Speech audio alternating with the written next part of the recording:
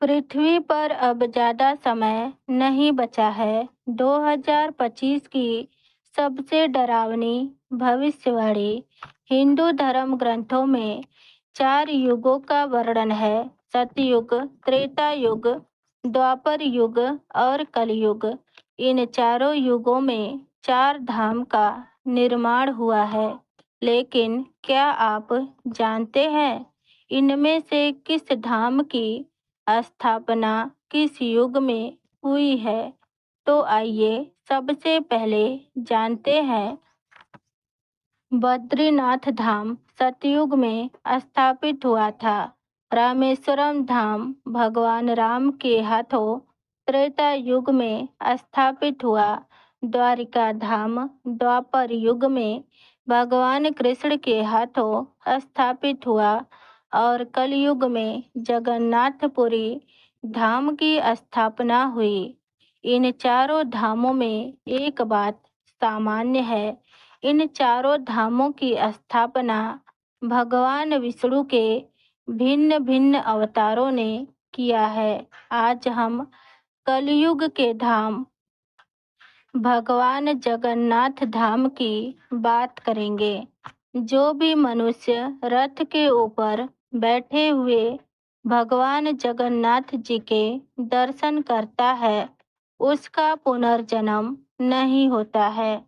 सृष्टि के निर्माणकर्ता भगवान ब्रह्मा और सृष्टि के संचालन करता भगवान विष्णु और संहारकर्ता के रूप में भगवान शिव को माना जाता है। लेकिन क्या आप जानते हैं जब इस सृष्टि की रचना हुई थी तब सभी देवी देवता धरती पर ही निवास करते थे। भगवान विष्णु बद्रीनाथ धाम में स्नान करते, द्वारिका में वस्त्र बदलते और जगन्नाथपुरी में भोजन करते, रामेश्वरम में विश्राम करते। इसी तरह भगवान शिव का निवास स्थान कैलाश पर्वत था, जहाँ वो माता पार्वती के साथ विराजते थे। पर जैसे जैसे युग बदले, पृथ्वी पर पाप का प्रभाव बढ़ता गया।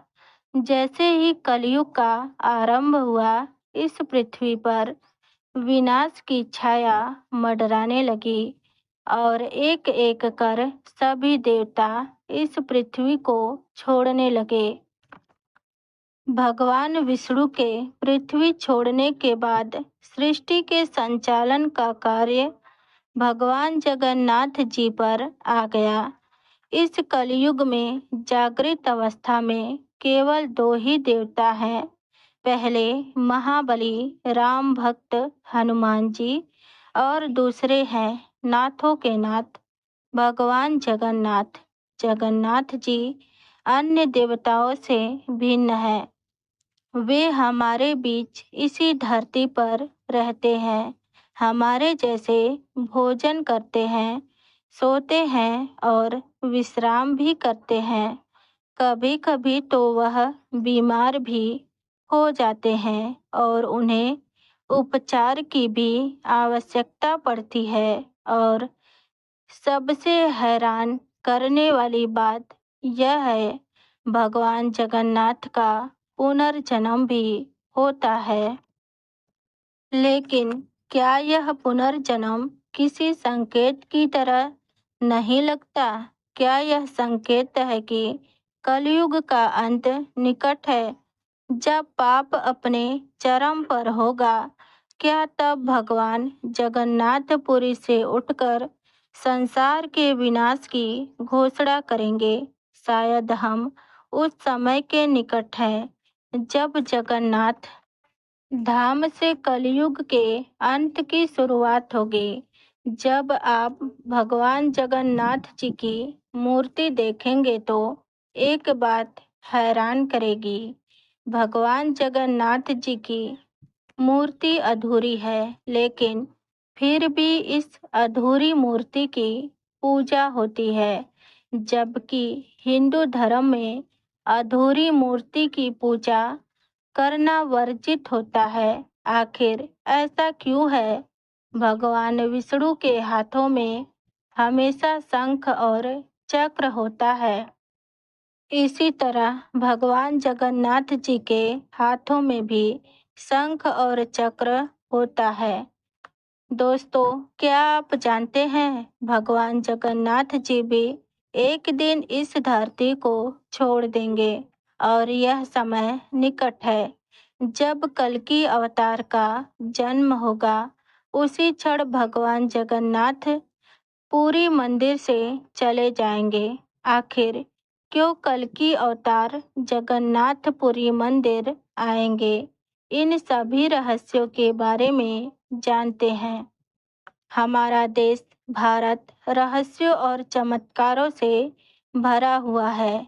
हमारी सभ्यता जितनी प्राचीन है, उतने ही प्राचीन हमारे मंदिर हैं, जो हजारों सालों से अपने अंदर अनेक दिव्य चमत्कारों को समेटे हुए हैं। बद्रीनाथ धाम, जिसे जगत के पालनहार भगवान विष्णु का 8वां वैकुंठ भी कहा जाता है, वहीं दूसरी तरफ जगन्नाथपुरी धाम को धरती का पहला वैकुंठ माना जाता है। उड़ीसा के तट पर स्थित यह मंदिर भगवान विष्णु के अवतार भगवान कृष्ण को समर्पित है। यह पौराणिक मंदिर अपने आप में अद्भुत और अलौकिक है। 800 साल से भी पुराने इस मंदिर में ऐसे ऐसे रहस्य छुपे हुए हैं जो आपको हैरान कर देंगे। आपको यह जानकर आश्चर्य होगा कि भगवान श्री कृष्ण का हृदय आज भी जीवित अवस्था में धड़क रहा है। भगवान कृष्ण, जो स्वयं 16 कलाओं से पूर्ण है, कहा जाता है कि जब भगवान कृष्ण ने अपने देह का त्याग किया, तब उनका अंतिम संस्कार किया गया था। उनका शरीर पूरी तरह से पंच तत्वों में विलीन हो गया, लेकिन उनका हृदय नष्ट नहीं हुआ। अग्नि की ज्वाला में भी उनका हृदय वैसे का वैसा रह गया, धड़कता हुआ। इस चमत्कार ने भगवान जगन्नाथ के मंदिर को और विशेष बना दिया, क्योंकि भगवान श्री कृष्ण का यह हृदय आज भी जगन्नाथपुरी में संरक्षित है। कहा जाता है कि भगवान श्री कृष्ण के मृत्यु के बाद एक आदिवासी शिकारी द्वारा अंतिम संस्कार किया गया था, परंतु इस घटना के दौरान श्री कृष्ण का हृदय जलने से बच गया। परंपरा अनुसार इस हृदय रूपी पिंड को जल में प्रवाहित कर दिया गया, जहां इस हृदय ने एक लकड़ी के लट्ठे का रूप ले लिया।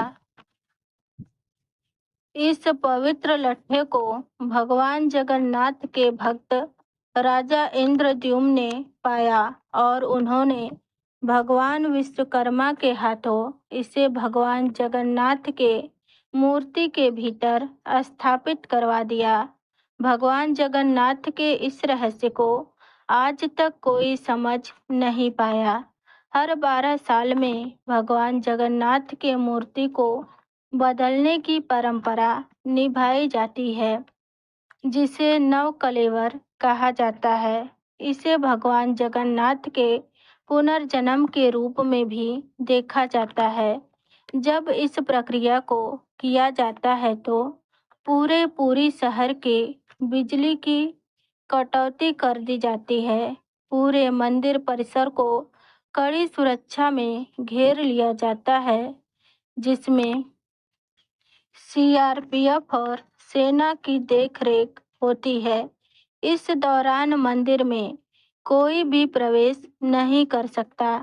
पुजारी की आंखों पर पट्टी बांध दिया जाता है और उनके हाथों में मोटे दस्ताने पहनाए जाते हैं। इस घोर अंधकार के बीच पुजारी भगवान कृष्ण के हृदय जिसे ब्रह्म पदार्थ भी कहा जाता है, निकालते हैं और इसे नई मूर्ति में स्थापित करते हैं।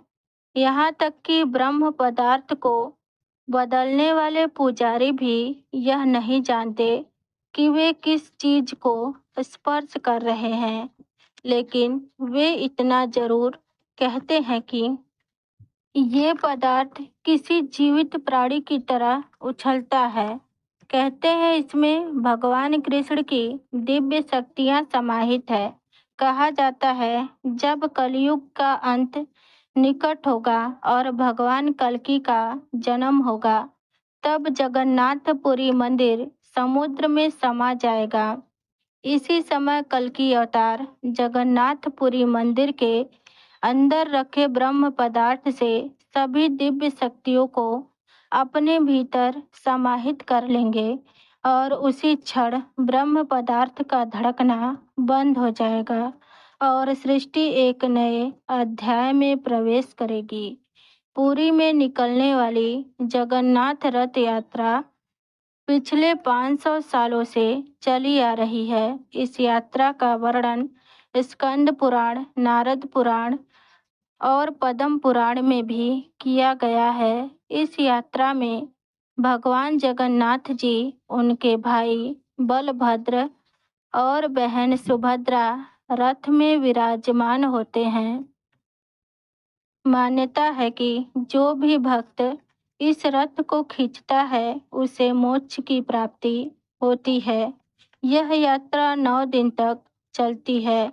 इसमें भगवान जगन्नाथ स्वयं बैठकर पूरे नगर का भ्रमण करते हैं। अंत में वे अपने मौसी के घर गुड़ीचा मंदिर पहुंचते हैं। रथ यात्रा के दौरान एक अद्भुत घटना घटती है। वह है इस दिन में बारिश का होना। इस बात का इतिहास गवाह है कि रथ यात्रा का कोई भी ऐसा साल नहीं जब रथ यात्रा के दौरान बारिश ना हुई हो। यह लगातार बुद्ध जीवों के चर्चा का विषय है। भगवान जगन्नाथ के दिव्य चमत्कारों में से एक है भगवान जगन्नाथ के रथ का मजार पर रुकना। हैरानी की बात यह है कि हिंदू धर्म के देवता का मुस्लिम मजार से क्या रिश्ता है। कहानी यह है कि मुगलों के शासनकाल में सालवेग नाम का एक वीर था। उसके पिता मुस्लिम और माँ हिंदू थी। एक युद्ध में उसके माथे पर गहरी चोट लगी, जिसे ठीक न होने पर उसे सेना से निकाल दिया गया।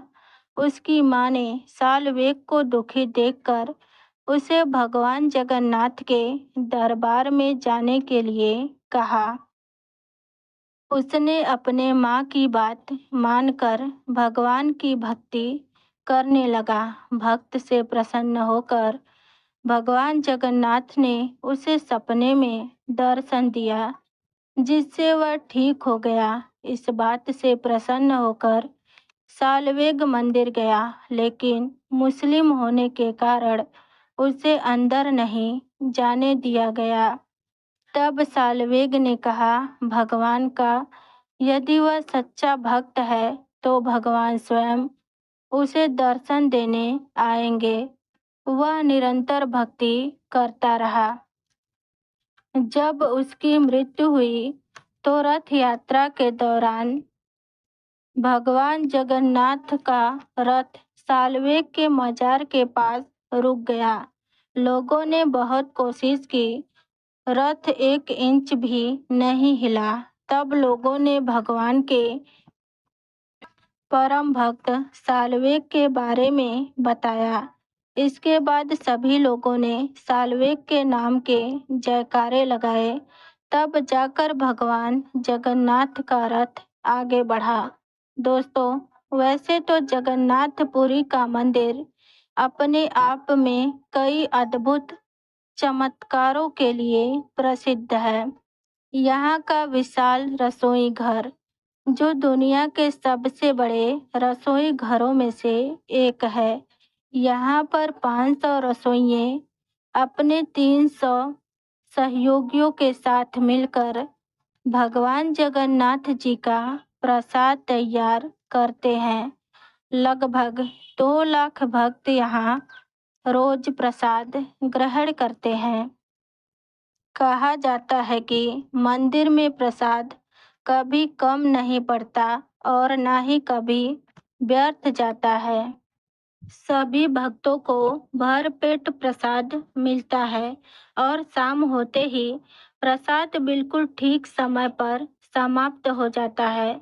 लोगों का मानना है कि यह भगवान जगन्नाथ जी का चमत्कार है। दोस्तों, जगन्नाथपुरी मंदिर का गुम्मद की छाया का अदृश्य होना भी एक बड़ा रहस्य है।